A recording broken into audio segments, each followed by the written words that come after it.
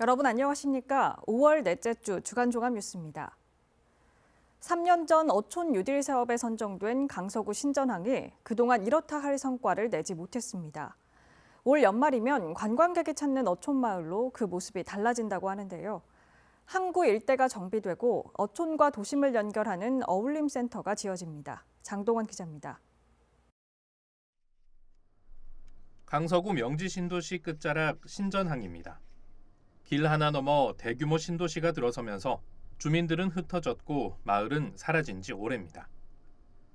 낙동김 생산지로 이름 날리던 곳이지만 남아있는 어민들만 명맥을 이어가고 있습니다. 몇 해 전 어촌 뉴딜 사업에 선정돼 변화가 기대됐지만 주민 의견차로 사업은 지지부진했습니다. 강서구는 올해 눈에 띄는 사업들에 착수합니다. 제가 서 있는 이 부지에 도심과 어촌을 연결하는 새로운 시설이 들어서게 됩니다. 15일 공사에 들어가는 어촌도심 어울림센터에는 어민들의 수익 창출을 위해 어패류 직판장과 초장집이 조성되고 어민 복지시설과 신전항 역사관 등도 갖춰집니다.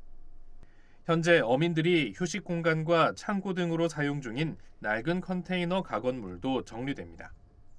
이 신전항도 조금 더 어촌 특화 마을로 만들어서 관광객을 좀 유도하고 지역 주민들도 유입을 자연스럽게 시키면서 거기서 이제 어민들이 또 소득을 창출할 수 있는 그런 공간을 좀 만들고자 하는 게.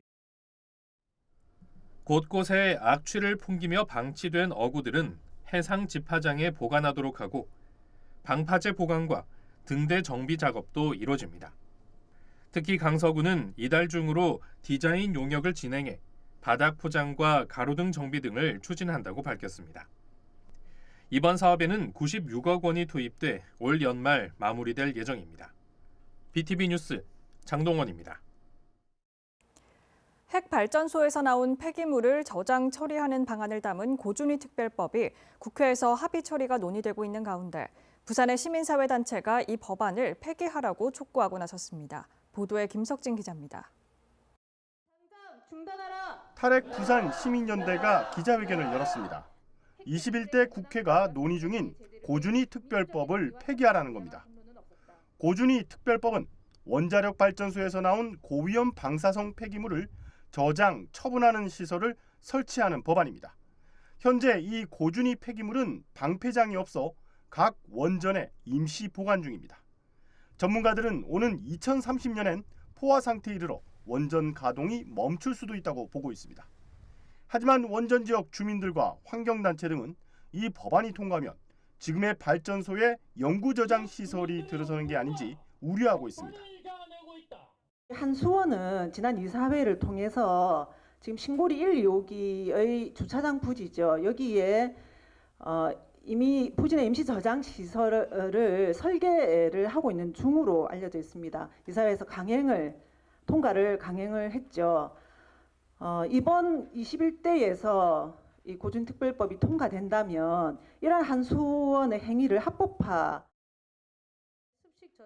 탈핵 부산 시민연대는 21대 국회에서 고준위 특별법 통과가 가까워졌다고 주장했습니다. 이미 여야가 세부사항 조율을 마쳤다고도 밝혔습니다. 이에 따르면 원전 설계 수명 기간 동안 폐기물을 부진해 보관하는 데 합의했다는 겁니다.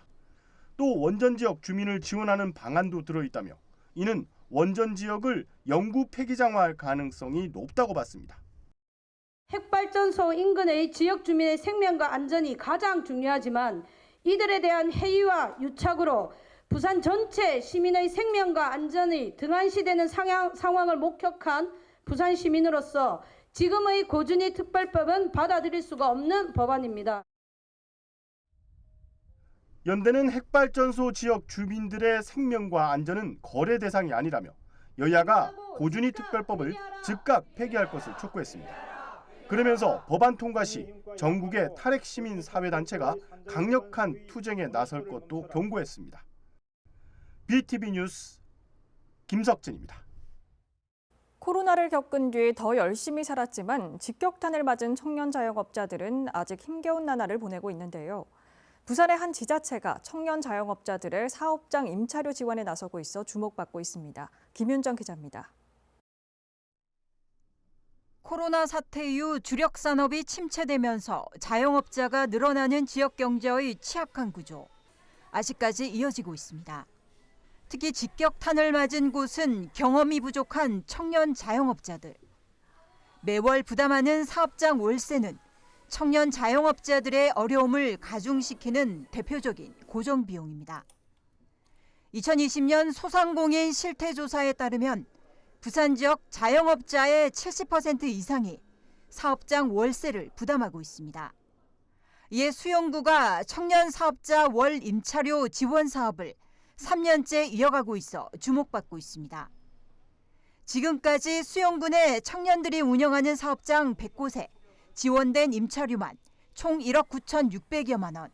고금리 장기화와 매출 감소로 찬바람이 불고 있는 청년 창업 시장에 온기를 불어넣었습니다.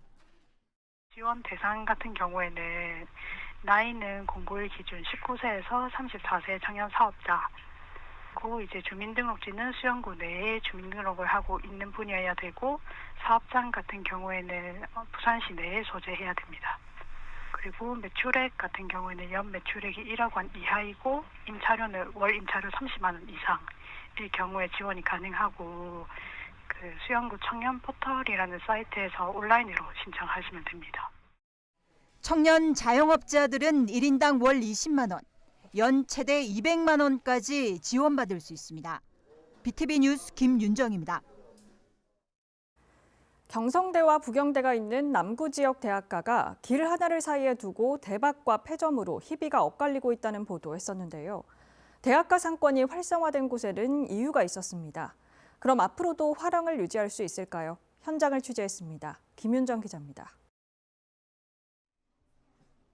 이곳은 불과 10년 전만 해도 대학가 뒷골목 상권에 불과했습니다. 부경대학교 정문 좌우 시멘트 담장이 허물어지자 자연스레 학생들 이동량이 많아졌고 담벼락 인근 다닥다닥 붙어있던 주택가 1층은 하나둘 원룸 대신 작은 상가들로 빠르게 모습을 바꿨습니다. 여기 트기 전에 여기는 그냥 일반 주택이고 여기 다 이게 원룸이었어요. 이거 상가를 개조를 해서 만든 거지. 여기는 우범지대였죠. 근데 자꾸 애들이 담 넘고 그러니까 이제 터니까 유동이 생기니까 유동 생기면서 상권은 발달하고. 상인들은 주머니 사정이 넉넉하지 않은 대학생 취향을 저격하면서 평범한 골목 상권에서 유명 상권으로 거듭났습니다. 대학생들을 위한 가격 할인, 트렌드와 이색적인 경험 등 젊은 층 인기를 끌어모았습니다. 거리가 가깝고 대학가라서 그런지 음식도 빨리빨리 나오는 것도 있고 회전율이 좋고 그리고 가격이 가성비가 좀 있어서 학생들이 많이 오는 것 같아요. 가성비도 가성비인데 그래도 약간 새로운 건물들이나 술집 같은 것들이 여기 많다 보니 대학생 위주로 좀 많이 오는 것 같아요. 다양하게 술집부터 음식점 그리고 맛집 이런 것도 카페도 이쪽 거리에 좀 많아서 많이 그런 것 같아요. 네. 굳이 먼 거리 정문을 지나 맞은편 상가까지 학생들이 가야 할 이유가 없어진 겁니다. 정문 쪽으로는 잘 안 가는 것 같아요. 음식점 수 자체가 여기가 조금 더 많이 분포해 있는 것 같아요. 여기에 가격 싼 것도 많고 해가지고 이쪽을 더 선호하는 것 같아요. 하지만 이곳도 서서히 치솟는 임대료로 임차인들이 임대료가 저렴한 인근으로 다시 옮겨갈 수 있습니다. 와, 여기도 지금 여기보단 낫지만 예전 같지는 않거든요. 강아리 상권이 너무 좋아져가지고. 대학가 상권은 빠르게 또 이동할 수 있습니다. 지역 상권을 지키고 활성화시키기 위한 관리, 지금이 필요한 시점입니다. BTV 뉴스 김윤정입니다. 큰 사고들이 반복됐지만 통학로 안전은 여전히 부실합니다. 교육청은 지난해부터 학교 담장을 허물어 통학로를 확보하고 있는데요. 오는 여름방학을 이용해 12개 학교 통학로를 추가로 넓힙니다. 장동원 기자입니다. 사하구 하단초등학교는 지난해 차량과 보행자의 시야를 가리는 담장을 허물었습니다. 별도의 시설 설치와 대규모 공사 없이 학생 안전을 확보했습니다. 다송중학교는 화단을 철거해 보행 계단과 출입문을 만들었고 다선초등학교는 학교 앞 성당과 협조해 석축을 철거하고 학생 통행로를 넓혔습니다. 부산시 교육청은 지난해부터 담장 이동을 통한 통학로 확보에 나서고 있습니다. 지난해까지 19개 학교 통학로가 넓어졌고 올해 여름방학 동안 12개 학교에서 개선 사업을 추진합니다. 북구 학사초등학교와 수영구 수영중학교는 담장 일부를 철거해 별도의 출입문을 신설합니다. 사상구 창진초등학교와 주례여고 등에서도 같은 작업이 진행됩니다. 교육청은 이를 위해 100억 원을 투입한다는 계획입니다. 한편 부산시는 16개 구군과 함께 다음 달까지 840여 곳 어린이 보호구역을 점검해 안전 기반 시설을 강화하고 보호구역 내 공사 현장을 관리해 나간다는 방침입니다. BTV 뉴스 장동원입니다.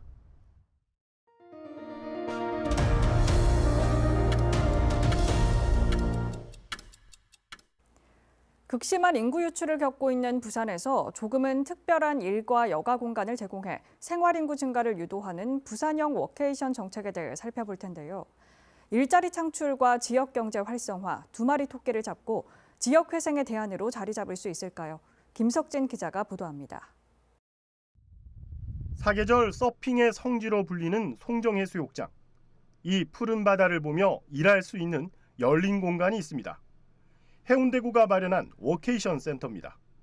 워케이션은 일과 여가를 합친 신조어로 새로운 근무 방식을 말합니다. 쉽게 말해 휴가지에서 원격 근무를 하는 것과 같습니다. 송정해수욕장은 정말 일하기도 너무 좋고 그리고 쉬기도 너무 좋은 곳입니다. 보시다시피 좋은 파도도 1년 4계절 내도록 들어오기 때문에 서핑을 즐기기도 너무 좋아서 일도 하시면서 버킷리스트로 가지고 계셨던 서핑도 배우고 이렇게 해변 열차도 타시면서 편하게. 워케이션 센터는 부산이 본사가 아닌 임직원이 무료로 이용할 수 있습니다. 인근의 지정 숙박업소를 이용하면 숙박비는 물론 해양 레포츠 등 관광시설 이용료도 일부 지원됩니다. 해운대구는 이곳 송정과 청사포 두 곳의 센터를 만들고 이용업체를 모집 중입니다. 이를 통해 지역의 경제를 활성화하고 일자리 창출도 기대하고 있습니다. 부산시도 생활인구 유입을 위한 체류형 관광 상품으로 워케이션 사업을 적극 추진하고 있습니다. 시는 지난해 부산역에 워케이션 거점 센터를 만들고 원도심 관광지 4곳에 위성센터를 뒀습니다. 그리고 일본의 최대 워케이션 플랫폼과 교류를 통해 부산형 워케이션 사업을 발굴 추진하고 있습니다. 최근엔 가시적 성과도 나타나고 있습니다. 부산형 워케이션 홍보대사로 유소연 프로골퍼를 임명하고 골프 체험 프로그램을 만든 겁니다. 이에 우버택시와 뉴트리 등 수도권 4개 기업이 참여를 표방했습니다. 저출산, 초고령 사회 진입에다 청년 이탈로 지역 소멸의 위기에 처한 부산이 워케이션을 내세워 지역 회생의 길을 찾고 있습니다. BTV 뉴스 김석진입니다. 한국고용정보원에 따르면 지난해 전국 지자체 중 절반이 지역 소멸 위기에 놓인 걸로 나타났는데요. 정주 인구뿐만 아니라 특정 지역에 체류하는 생활 인구의 중요성도 커지고 있습니다. 부산시도 수도권 직장인 등을 상대로 워케이션 유치에 안간힘을 쏟고 있습니다. 박재한 기자입니다. 프로골퍼 유소연 선수가 부산형 워케이션 홍보대사로 위촉됐습니다. 골프 티칭은 부산형 워케이션의 이색 체험 프로그램 중 하나입니다. 우리나라의 골프 인구는 약 535만 명으로 세계 4위 수준입니다. 이 중 개인 사업자는 45%, 사무직은 41%로 대부분을 차지합니다. 워케이션은 지방소멸 대응기금으로 운영됩니다. 행정안전부는 지난 2021년을 시작으로 5년 단위로 인구 감소 지역을 선정하고 있습니다. 부산에서는 동구와 서구, 영도구가 인구 감소 지역으로 중구와 금정구는 관심 지역으로 분류돼 있습니다. 부산시는 수도권 4개 기업과도 부산형 워케이션 참여 업무 협약을 맺었습니다. 4개 회사의 구성원은 2천여 명으로 기업 단위로 연간 120명이 부산형 워케이션에 참여하기로 했습니다. 바다와 관련된 다양한 활동을 할 수가 있고 또 부산의 미세먼지가 이 전국 특광역시 가운데 가장 깨끗한 도시입니다. 깨끗한 공기와 아름다운 자연 환경 속에서 일의 효율을 높일 수 있는 휴양 환경을 갖고 있는 곳이 이곳 부산입니다. 부산은 워케이션 도시로 이미 많은 기업들이 참여를 하고 있고 또 평가도 그 만족도도 매우 높은 편입니다. 앞으로 이 부산에 정주하는 인구뿐만이 아니라 잠시 머물다 가는 생활 인구도 굉장히 늘리려고 하는데 그 생활 인구를 늘리는데 이 워케이션이 중요한 역할을 할 것으로 기대됩니다. 지난해 부산형 워케이션 이용자는 1,100여 명. 시는 올해 2박 이상 체류형 상품을 개발하고 서군의 의류 특구를 활용한 새로운 워케이션 거점 공간을 선보일 예정입니다. BTV 뉴스 박찬입니다. 국내 체육대회 중 가장 크고 권위가 높은 공식대회가 전국체전입니다. 내년 전국체전이 부산에서 열리는데요. 부산시가 대회 기간과 규모를 확정지었습니다. 장동원 기자입니다. 전국 각 시도의 화합을 위한 체육대회. 비인기 종목 최후의 보루로 불리는 대회가 바로 전국체전입니다. 2025년 제106회 전국체전이 부산에서 열립니다. 1957년 지방순회 첫 개최지로 부산에서 열린 뒤 직할시 승격 이후 1973년 두 번째, 76년과 2000년 개최한 뒤 25년 만의 부산대회입니다. 부산시는 20일 대회 일정을 확정했습니다. 내년 10월 17일부터 23일까지 7일간 부산 아시아드 주경기장과 구덕운동장 등 82개 경기장에서 50개 종목이 펼쳐집니다. 시는 지난 2월 전국체전 기획단을 신설해 체전 준비에 돌입했고 시민단체와 정재계 등 140여 명으로 구성된 조직위원회도 꾸렸습니다. 이와 함께 내년 10월 31일부터 11월 5일까지 6일 동안은 전국 장애인 체육대회가 열립니다. 역시 아시아드 주경기장을 중심으로 36곳에서 31개 종목을 치릅니다. 부산시는 대회 기간 동안 약 4만여 명이 부산을 찾을 것으로 보고 부산 인지도를 높이는 데 집중한다는 계획입니다. 한편 올해 전국체전은 오는 10월 11일부터 일주일간 김해시를 중심으로 경상남도 일대에서 진행됩니다. BTV 뉴스 장동원입니다. 임진왜란 당시 다대포에서 부산을 지킨 인물이 윤흥신 장군입니다. 송상현 동래부사와 정발 장군에 비해 덜 알려진 게 사실인데요. 다대포 윤공단에서 윤흥신공 향사가 봉행됐습니다. 장동원 기자입니다. 임진왜란의 시작은 부산에서였습니다. 다대첨사 윤흥신 장군은 왜군과의 첫 전투를 승리로 이끌었고 여기에는 다대포 민초들이 함께했습니다. 그들의 넋을 달래기 위해 만들어진 윤공단에서 21일 윤흥신공 향사가 거행됐습니다. 성을 지키며 외적과 맞서 첫날의 전투를 승리로 이끌어 조선 장수의 명예를 지켜내었고 다음 날 전투 중에 생을 마쳤습니다. 장군의 후손과 사하구청, 주민 대표들을 비롯해 바다를 지키고 있는 해군 장병들도 참석해 장군의 뜻을 기렸습니다. 특히 코로나19로 2020년 이후 축소됐던 향사가 올해 다시 격을 갖췄고 주민들이 주축이 되어오던 것을 올해부터는 사하구가 주관하는 공식 행사로 진행했습니다. 어려운 향사 절차도 누구나 알기 쉽게 우리말로 진행했고 해설과 문화 행사도 곁들여졌습니다. 하지만 윤흥신 장군의 높은 공적은 시민들에게 제대로 알려져 있지 않습니다. 동구 초량동 장군 석상은 오랜 기간 제대로 관리되지 않다 올해 초에서야 새로운 동상으로 건립됐고 윤공단의 성역화, 보훈시설 지정 요구에도 현재 부산시 기념물로 남아있는 상태입니다. 초기에 승리하신 장군이십니다. 알아야 됩니다. 우리 후손들이 윤흥신 장군 모르는 게 윤공단이 위치가 어딘지도 이웃 주민들도 잘 모르시는 많은데 성직하는 차후고 위치만이라도 알아주셨으면. 사하구는 윤공단 일대를 정비해 역사문화공원으로 조성한다는 계획입니다. 현재는 관련 용역을 추진 중이라고 밝혔습니다. BTV 뉴스 장동원입니다. 이틀 만에 장롱 속에 잠자고 있던 헌옷 120톤이 모였습니다. 부산시 새마을회 회원들이 헌옷을 판매한 수익금으로 복지 사각지대 이웃을 돕기 위해 마련한 행사인데요. 지난 15년간 수익금 10억 원가량이 복지 사각지대에 돌아갔습니다. 박재한 기자가 취재했습니다. 헌옷을 가득 실은 트럭들이 줄지어 저울 위에 올라갑니다. 들어갈 때 무게는 약 2.7톤, 나올 때는 2톤으로 줄어듭니다. 하루에 모인 헌옷만 60톤. 이웃 사랑을 실천한 만큼 가벼워집니다. 부산 전역 205개동 새마을회 회원들이 이틀에 걸쳐 집에서 잠자고 있는 헌옷을 모아 자원으로 재활용하는 행사를 열었습니다. 이 운동을 통해 모이는 헌옷은 연간 250여 톤, 키로당 300원으로 환산하면 약 7,500만 원에 이릅니다. 헌옷 모으기가 시작된 건 15년 전으로 거슬러 올라갑니다. 판매 수익금으로 지역의 소외계층을 돕자는 취지였습니다. 금액으로 환산하면 10억 원에 달합니다.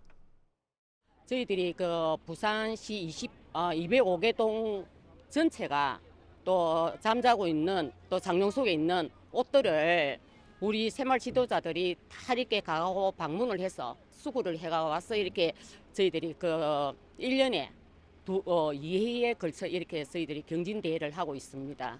이 경진대회를 함으로 해서 처음에는 그런 본 취지가 아니었는데 하다가 보니까 지금에 걸맞는 사업들이 아마 기후 변화에 저음하고 탄소 중립에 저희들이 지금 굉장히 많은 관심을 갖고 있지 않습니까? 그래서 아마 탄소 중립에도 큰 이게 역할을 하지 않겠나 하는 생각들을 하면서 부산시 새마을에는 올해 쪽방촌 등 복지 사각지대 주민 4천여 명을 대상으로 밑반찬 나눔과 집수리, 탄소 중립 홍보 활동 등을 펼칠 예정입니다.